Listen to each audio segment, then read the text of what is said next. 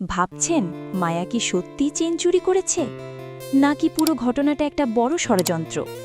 জামাল কি সত্যটা বুঝতে পারবে, নাকি আবারও ভুল করবে? আর রোমানের 10 লাখ টাকার ব্ল্যাকমেইল, এই আগুন কোথায় গিয়ে থামবে? আসসালামু আলাইকুম প্রিয় দর্শক, আজকে কথা বলবো বদসুরত নাটকের 16 নম্বর পর্বে কি কি ঘটতে পারে সেই সম্ভাবনা নিয়ে। 15 নম্বর পর্বে যেভাবে মায়াকে চুরির অপবাদ দিয়ে ঘর থেকে বের করে দেওয়া হলো, তাতে গল্প এখন একদম টানটান উত্তেজনায়। কি হতে পারে পরের পর্বে?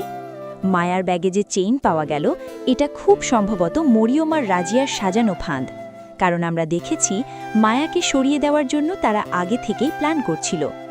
16 নম্বর পর্বে হয়তো আসল সত্য ফাঁসের ইঙ্গিত পাওয়া যাবে।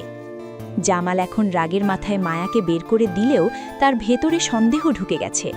খুব সম্ভব সে গোপনে তদন্ত শুরু করবে, বিশেষ করে 5,000 টাকার বিষয় আর কানের দুল বিক্রির ঘটনা নিয়ে।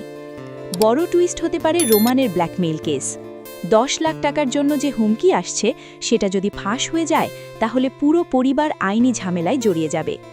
জামাল যদি সত্যিই থানায় যায়, তাহলে গ্রামের ইজ্জতের ভয় দেখিয়ে যারা চুপ করাতে চাইছে, তাদের মুখোশ খুলে যেতে পারে। আর আরেকটা গুরুত্বপূর্ণ বিষয়, হুজুরের সাথে জামালের সম্পর্ক। এখানে হয়তো আমরা দেখব জামাল ধীরে ধীরে সত্য ও ন্যায়ের পথে আরও শক্ত হয়ে দাঁড়াচ্ছে। আমার মনে হয় 16 নম্বর পর্ব হবে সত্য উন্মোচনের শুরু। মায়ার ধৈর্য আর দোয়া কি তাকে আবার ঘরে জায়গা করে দেবে, নাকি আরও বড় ঝড় অপেক্ষা করছে? আপনার কি মনে হয়, মায়া কি নির্দোষ প্রমাণিত হবে? কমেন্টে জানিয়ে দিন।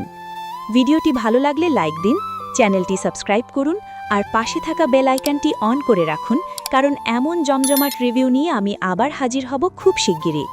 ততক্ষণ পর্যন্ত সবাই ভালো থাকুন, সুস্থ থাকুন। আল্লাহ হাফেজ।